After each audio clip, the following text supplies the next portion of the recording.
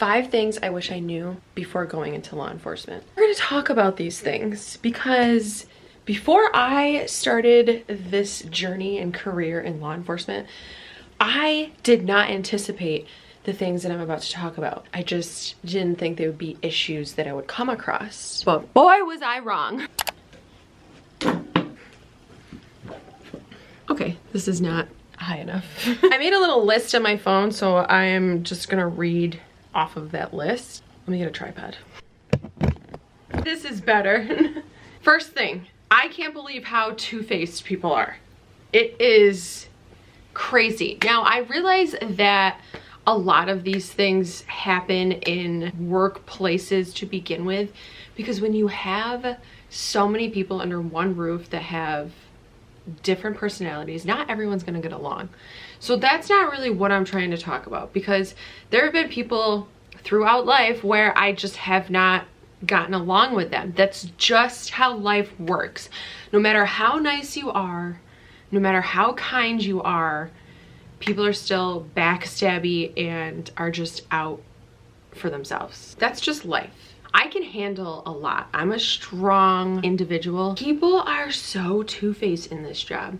And I don't know if it's supposed to come off as like, oh, I'm just trying to help you. Talk to my face. This is one of the biggest things that I could recommend to anyone getting into law enforcement and just having a job in general. Don't go behind people's backs. And that is just a rule that we should abide by since day one.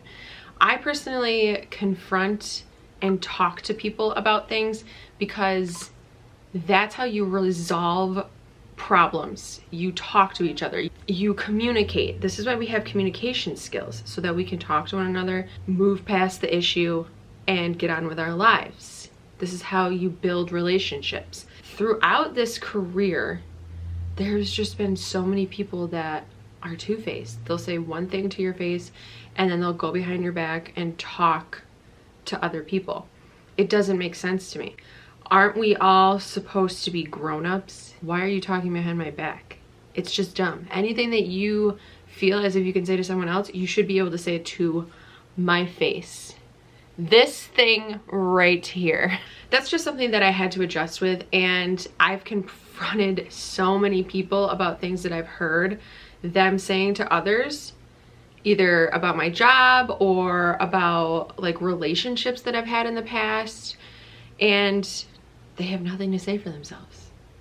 So confrontation is worth it, because then it tells them that you're not allowed to mess with me. I will confront you about it. You are a coward and go behind people's backs and talk about them to other people instead of going to the individual. I will not play that game. We should be able to build genuine, true relationships, because we're going to be out in the street working with each other, and why would you want to cause issues to begin with? I've seen this time and time again where individuals talk about others and then it creates animosity, and these people don't want to work on the same shift together. That is not okay in this day and age of policing, because we need to be able to rely on one another. We can't rely on the people that are out in the street that are trying to shoot us, hurt us. We can only rely on ourselves and our partners, people who are there to back us up on these calls. So why are we being two-faced? Why are we being backstabbers? Why are we doing any of that when all it does at the end of the day is create animosity? It creates broken relationships. It creates a bad workplace environment. So that's just something that I was not expecting, two-faced people, because when I used to work at Sephora, American Eagle, McDonald's, I mean, these are all the jobs that I've had throughout my teens, I didn't experience that as much. And then once I got this big girl job, it was like a slap in my face, because I was so nice and so kind to everyone. And back when I first started, I didn't find my voice. So that's another thing, and I've talked about this on the podcast that I've been on. You gotta find your voice. And yes, it took me a while to do the same. I didn't start off being strong, boisterous, voicing my opinion. I started off being quiet, being behind the scenes, doing what I had to do, earning my right there. You just have to find what works for you, and you need to find your voice, because if you don't, these people will step all over you and act like it's okay when it's not. That's number one. Another thing I wanted to bring up is I was the second female in my department, and I've talked about this before on the other podcast episodes that I've been on, which I will link that in the description box in case you guys want to listen to those podcast episodes, because they have a lot of good information in there. There was a other female that was significantly older who was a sergeant. Come to find out, she ended up having a folder on me, and she was so nice to my face, was giving me advice. At one point she was someone that I looked up to, and come to find out, when she retired, they found folders on certain officers, which I didn't see what was in there. I can only imagine that it was like things that I may have like messed up on, things that she didn't like per se, like stupid little small stuff. I can only imagine that's what it was, because I am not a person to get in trouble. But she was so nice to my face, and it's like, why didn't you just talk to me about this stuff instead of keeping a folder on the officers? That's a good example of being two-faced, which just doesn't make sense to me. Before it gets too late in the day, I'm gonna make a coffee. So let's make that, and then we'll continue talking.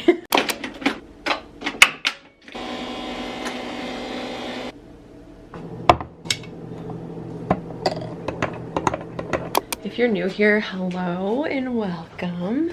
I personally don't like just sit down videos. That's why we're kind of breaking it up a little.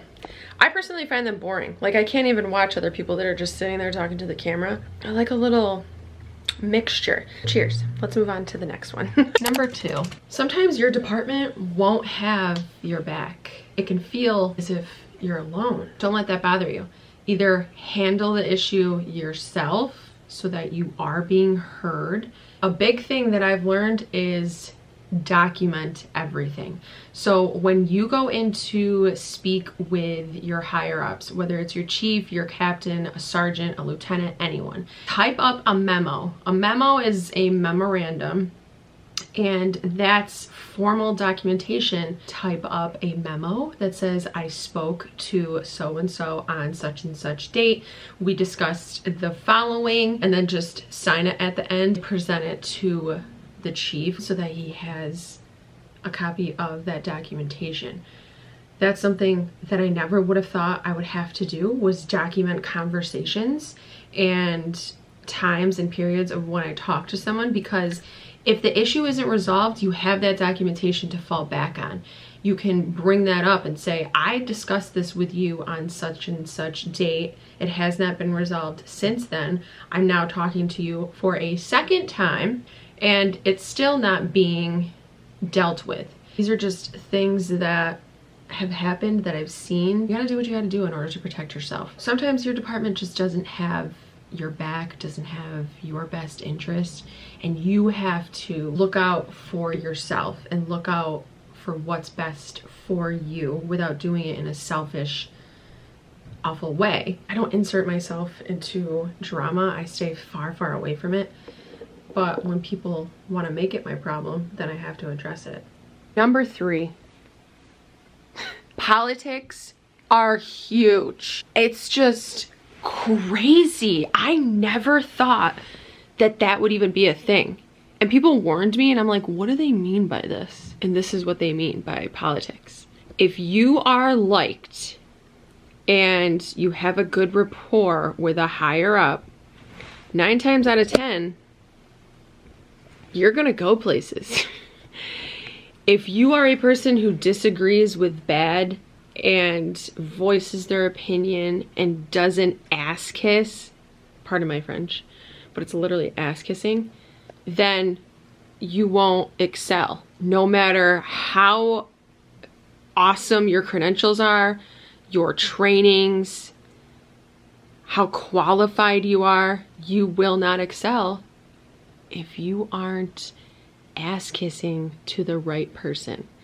And that like burns my butt so bad, because I find that repulsive. And I see this happen all the time. They'll just do whatever they have to do, keep quiet, not stay true to themselves in order to move ahead. When I first started this job and I saw that stuff, I'm like, Are you kidding me? This actually goes on? Like, I just can't believe it. But if you think about our government nowadays, that's exactly how it is out there as well. So it's everywhere.